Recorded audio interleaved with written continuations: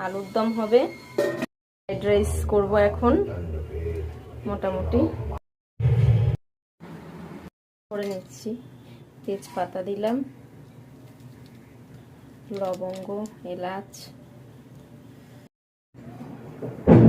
দিয়ে দিলাম, রেখেছিলাম। এখন কড়াইতে একটু তেজপাতা, জিরা ফোড়ন আর এই আদা গুঁড়ো, জিরের গুঁড়ো সব কিছু দিয়ে একটুখানি কষিয়ে নেব। কষানো হয়ে গেছে।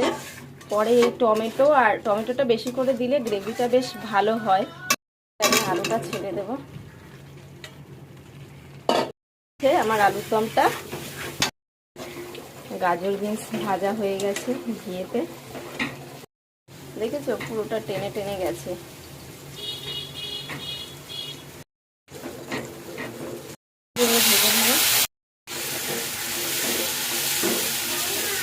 সব ভেজে রেখেছিলাম। আর এই যে হাঁড়িতে ভাত করেছি, এবার আর ঝুড়িতে করিনি। নাও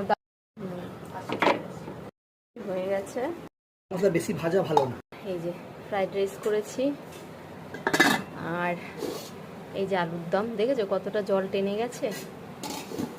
স্যালাড, পাঁপড় ভাজা আর বেগুনি।